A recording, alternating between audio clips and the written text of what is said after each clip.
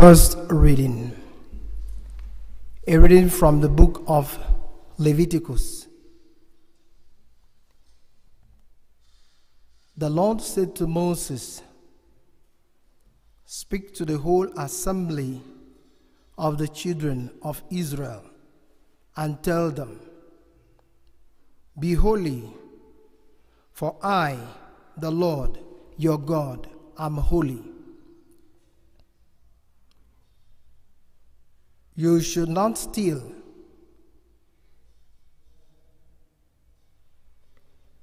You shall not lie or speak falsely to one another. You shall not swear falsely by my name, thus profaning the name of your God. I am the Lord.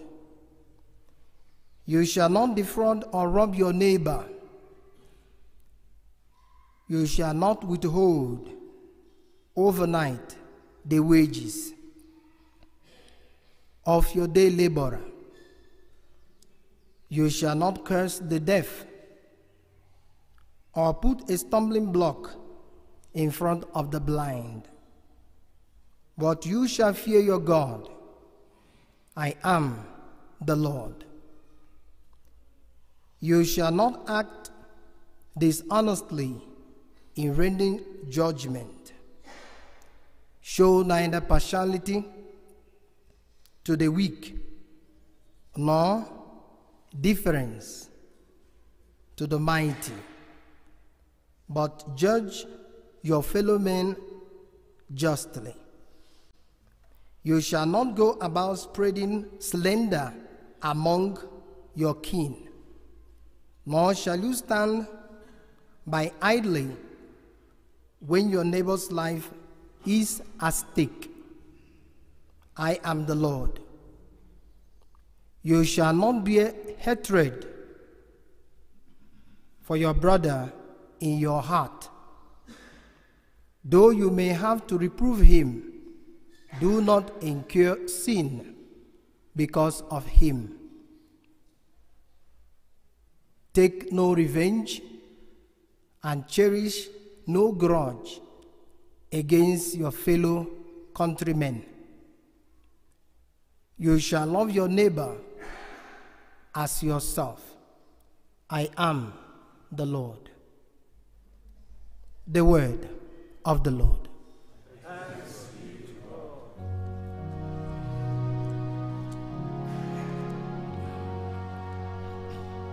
Your words are spirit, Lord, and they are life. Your words are spirit, Lord, and they are life. The law of the Lord is perfect, refreshing the soul. The decree of the Lord is trustworthy, giving wisdom to the simple. Your words are spirit, Lord, and they are life. The precepts of the Lord are right, rejoicing the heart. The command of the Lord is clear, enlightening the eye. Your words are spirit, Lord, and they are life. The fear of the Lord is pure, enduring forever. The ordinances of the Lord are true, all of them just. Your words are spirit, Lord, and they are life. Let the word of my mouth and the thought of my heart find favor before you, O Lord, my rock and my redeemer. Your words are spirit, Lord, and they are life. Let us stand for acclamation.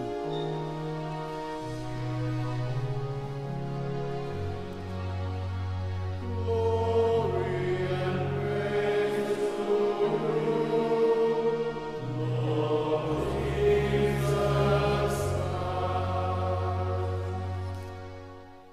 Behold, now is the very acceptable time. Behold, now is the day of salvation.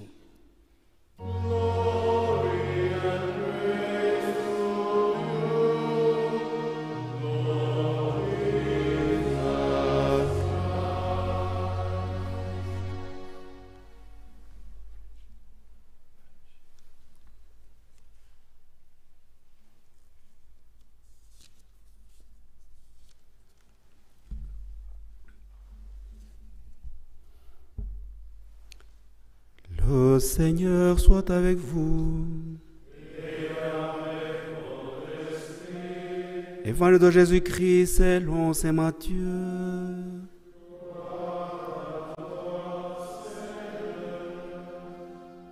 Jésus parlait à ses disciples de sa venue. Quand le Fils de l'homme viendra dans sa gloire, et tous les anges avec lui, alors il siégera sur son trône de gloire. Toutes les nations seront rassemblées devant lui. Il séparera les hommes les uns des autres, comme le berger sépare les brebis des chèvres.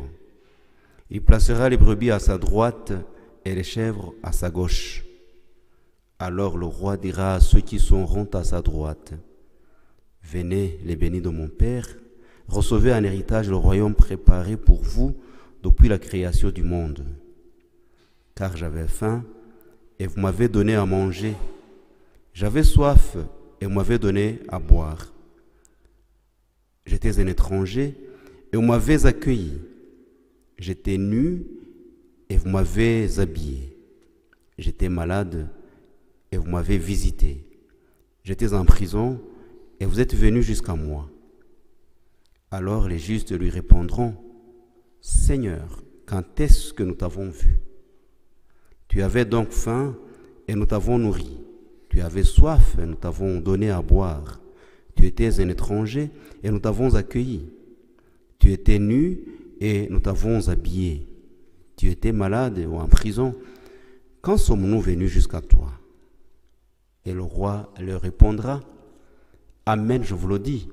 Chaque fois que vous l'avez fait à l'un de ces petits qui sont mes frères, c'est à moi que vous l'avez fait. » Alors il dira à ceux qui seront à sa gauche, « Allez-vous-en loin de moi, maudits, dans le feu éternel préparé pour le démon et ses anges. Car j'avais faim et vous ne m'avez pas donné à manger. J'avais soif et vous ne m'avez pas donné à boire. J'étais un étranger et vous ne m'avez pas accueilli. J'étais nu et vous ne m'avez pas habillé. J'étais malade et en prison et vous ne m'avez pas visité. » Alors ils répondront, eux aussi, « Seigneur, quand est-ce que nous t'avons vu avoir faim et soif, être nu, étranger, malade ou en prison, sans nous mettre à ton service ?» Il lui répondra, « Amen, je vous le dis, chaque fois que vous ne l'avez pas fait à l'un de ces petits, à moi non plus, vous ne l'avez pas fait. » Et ils s'en iront, ceux-ci au châtiment éternel, et les justes à la vie éternelle. Acclamons la parole de Dieu. Seigneur Jésus.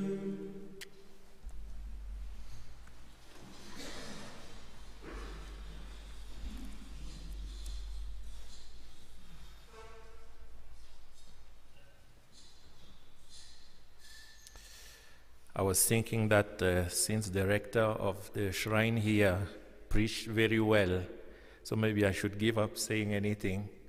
But they warned me that this mass is going on streaming, so maybe those who are following us from far, they were not there to enjoy the presentation that we had. When Father Michael asked me to preside this Eucharist, immediately I went to see the readings. And when I saw that the first reading is the one Jesus summarizes when he says, love God and love your neighbor as yourself. It is this reading that Jesus summarized. And the second reading, the Gospel on Matthew 10:25. I was thirsty, I was hungry, and you invented love for me. You did something for me. I said, this is I think it's one of the best Gospel we can listen to in this place. I think Mary and her son showed us what we mean in the constitutions by being signs and bearers of love, not only in the words, but also in the deeds by our life. Mary spoke only 7 times according to the scriptures, and is always teaching, asking questions, saying yes, dialoguing with Jesus, talking to the servants. And the final word is what the director told us: do whatever my son will tell you. And if we ask what is the son going to tell us, he's going to speak that word, that summary, the verb to love. That is the summary of what Jesus said, what Jesus was. But she's not the kind of person who tells you what to do, but is living a different life. Mary herself, her whole life is saying yes to God, being a servant, a handmaid of the Lord, being there at the disposal of others. Always careful, trying to look at others, what they are doing, if they need something, if they are afraid, she comes and stands with them, always. So she is what she's saying, and the Son will also do the same. Whatever he says is love. Whatever he does is love. Even when he's suffering and dying, being betrayed, he is love from the beginning to the end. So I think the best face of any vocation in the church is putting into practice the gospel of today. And putting into practice what this mother told us: do whatever my son tells you. If he says forgive, go ahead. If he says be a channel of peace, be it. If she says carry the cross like a man, like a woman, do it. And we know whatever Jesus asked each one of us, because that's why we are here. Because Jesus asked something from us, so we are obeying our mother by being here. And I was thinking now, just coming, how many thousands of boys and girls in the world are becoming men and women because they are loved in our parishes, in our schools, in our boardings, in our orphanages, because we are trying every day. Not only the 14,000 Salesians, with the sisters, the cooperators, the parents, the teachers, the catechists, the local priests, we are trying to love. And it's only love that makes the difference. Everything else can be only noise. But when there is love, anything becomes a miracle. Anything, even being quiet, becomes something important. Nothing but love. Lorsque le Père Michael m'a demandé de présider cette Eucharistie, je suis allé voir tout de suite les lectures pour savoir si on va prendre des textes d'une messe de la Vierge. Et quand j'ai vu qu'il s'agissait de la première lecture que Jésus résume dans le livre du Lévitique, quand il dit, le résumé de l'Écriture, c'est: tu aimeras le Seigneur ton Dieu de tout ton cœur, de toute ton âme, et ton prochain comme toi-même. C'est à ceci que Jésus fait référence. Une deuxième fois, quand Jésus dit, on vous a dit, aime ton ennemi et déteste ton ennemi et aime ton ami. C'est ce passage que Jésus a un peu paraphrasé, même s'il n'est pas écrit « déteste ton ennemi ». Donc on dit que ce texte est très important pour résumer l'enseignement de Jésus sur l'amour. Et quand j'ai vu que c'est le texte que j'aime bien de Matthieu 25, je ne l'aime pas parce que c'est le jugement dernier, peut-être aussi, mais c'est un texte qui rend le paradis possible. Un verre d'eau. J'ai lu un commentateur italien qui disait « Jésus a mis le paradis dans un verre d'eau ». Jesus managed to put heaven in a glass of water that you give with love. Un verre d'eau, 5 minutes avec quelqu'un, un pardon, parfois même un silence, une visite à un malade, à un prisonnier. Jésus, à travers cet évangile, rend le ciel à la portée de tous. Et vous savez qu'il y a un enfant, on ne sait pas quel âge il avait, qui a nourri une foule en donnant le pain qu'il avait. L'Évangile, nos constitutions nous disent que nous devons être comme Don Bosco, signes et porteurs de l'amour de Dieu. Je pense que lorsque la Vierge Marie nous a dit « Faites tout ce que mon fils vous dira », c'est ce qu'elle nous demandait. Parce que tout ce que son fils nous dira, c'est aimer. Aimer Dieu, aimer son prochain. Et elle ne le dit pas comme quelqu'un qui enseigne de la théorie. Marie est l'un des premiers sacrements de l'amour vertical et de l'amour horizontal. Elle est totalement amoureuse de son Dieu, elle se met à sa disposition. Elle dit fiat, elle ne dit pas oui. Oui, c'est toi qui dis. Mais elle dit fiat, c'est-à-dire que le verbe est conjugué par celui qui m'appelle, qu'il me soit fait. Et tous ces gestes, à partir de ce moment-là, c'est de la charité envers Élisabeth, où elle cherche son fils, ou aux noces de Cana, ou un disciple qui ne sait plus où aller quand son maître est trahi, ou des apôtres qui ont peur et tout. Marie est amour, et son fils sera exactement la même chose dans ses actes et dans ses paroles. Même dans la souffrance, même dans la trahison, amour jusqu'au bout. Au Cameroun, on dit un amour jusqu'au boutiste. Et je terminais en disant que j'ai souvent un tremblement lorsque j'imagine les centaines, les milliers, peut-être les millions de garçons et filles dans le monde qui étudient, qui ont un orphelinat, qui ont un toit au-dessus de leur tête, grâce à l'amour que nous essayons de vivre. Imaginez combien de nos écoles donnent un avenir, combien de jeunes garçons et filles n'ont pas où aller, ou ont été bafoués dans leur dignité, et dans nos maisons, ils essayent de trouver ce petit mot-là magique, l'amour.